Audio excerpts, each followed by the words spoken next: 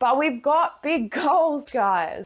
Hello, hello, hello. This video is a bit random, but I'm going to talk to you about what I've got planned next. So stay tuned. Raining outside. It's a perfect movie day. All I want to do is sit on the couch, eat a whole heap of shit, and just watch movies all day because I am so tired. But instead, I have a 3-hour bike session to do. It's having goals and having the drive, the discipline, and the stupidity to go and get those goals. So DP, dinner plane, or as some would say, pick. Oh my God. Rachel, you're an idiot. It is a pretty ordinary looking day out there today. Hello, Laser. And I don't want to go and ride my bike outside.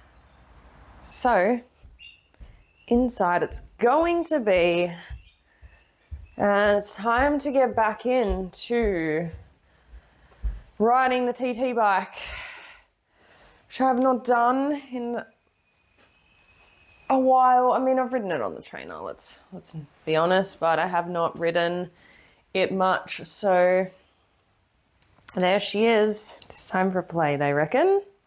It's so dark in here. Probably should pump this tire up. It's a bit flat. Oh, the procrastination. 10:30. And we haven't even started yet. Oh, don't be like me. Ooh, 40 PSI. Probably a good thing I pumped that up. We're gonna go wee again.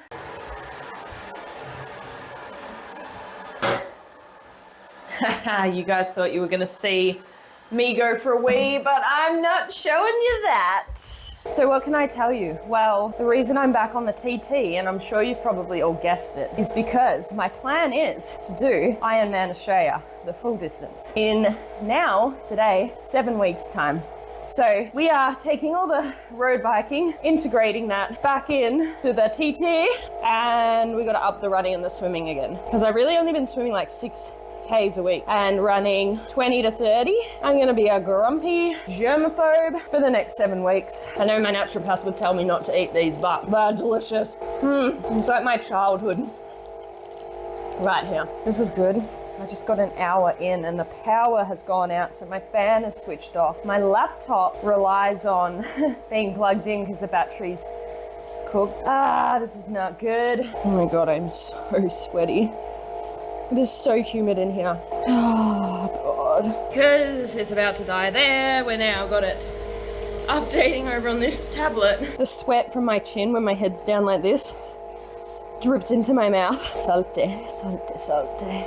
This is the fucking pits, mate. I have to get off and go and open the front door and the back door and every other door in the house. This is so good. So it's taking its sweet time to update. So we've resorted to just riding with the gun. Old school things. Oh, I hope the power comes back on. Or I need to... Oh my God. Oh dear. This isn't even a hard bike session. It's just like a zone 2 for 3 hours. But I am cooking. Cookie. An hour and 40 minutes. No fan. I gotta run off the bike. Thank God this run is only 20 minutes because we are just easing everything back in after last Sunday's mammoth effort and yesterday's 10K swim. Oh, thank God for electricity. All right, let's go. I'm hungry.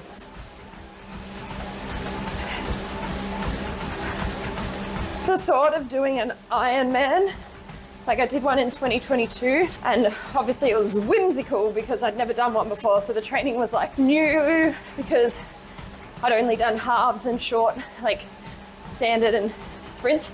So training was so new, so exciting to hit these big sessions, whereas now I know exactly what I'm in for, and it is scary, not to mention I know what I'm in for on race day when I hit that Mara off the bike. Oh, we love it. We love it. Right, so that is a session done. Just did 4Ks. What I would suggest, and I don't normally do this because my fan usually works, but if you've sweated an absolute buttload onto your bike, I would suggest wiping it down with something, because sweat is very salty, and you can fork everything on your bike. It would be better to hose it off, but we ain't going that far, are we? If you're not filming content in a super unaesthetic house that's not like spotless, then you're not a real human. You're not real. You don't actually exist in the real world, because that's my sink right now. There's a plate with crumbs. There's dishes over there. Cupboards are open behind me. I'm sure you can see that. Fatigue that I have. Do you know that I used to think the word fatigue was fatigue when I was a kid? I'd see a sign that said fatigue kills, like on the roads. And I'd say, Dad, what does fatigue mean? I love that I just told the entire world that. To be fair, I didn't tell the entire world because I can imagine not many people are watching these videos, so I probably told 5 people. I feel like this video is just turning into me talking about nonsense and kind of a little bit about why I want to do another Ironman. When I did my first Ironman, it was pre my surgery for my external iliac artery. So my external iliac artery is the one that sits in here. See the scar there? I have another scar here. Yeah, so the artery had become damaged essentially from constant hip flexion over your lifetime. Damages the artery and thickens the walls of the artery, so the artery can't dilate when you exercise, and it also shrinks the artery and causes it to spasm. So essentially what you're getting is from here down is the blood flows being restricted, causes things like pins and needles, burning sensation, seizing of the muscles, tightness, lots of pain, especially when you're exercising to a certain effort, I guess, so like a threshold type of effort. As soon as I pushed hard, I'd get symptoms in a race. I'd end up having to stop and walk on the run because my muscles would seize up, and it was extremely painful. My foot would go completely numb in a race by the time I got to the run leg, that it would feel like this brick, like I'd stuck my foot in the freezer for 10 minutes and then gone for a run. Like it was hard to deal with, and it took 3 years for me to get a diagnosis for that. Let's backtrack to why I'm talking about this. Pre-surgery, surgery is the only fix, and the more you exercise through it, the worse it will get. So it's a progressive condition. So I did my first Ironman with this condition, and it was very hard. It was like, an Ironman's hard enough, let alone having, I think around 60% blood flow was cut off to this leg during exercise for me. So doing an Ironman is tough enough without having someone wrapping a belt around your leg and just cutting off the blood flow. So redemption, this is what we want, redemption.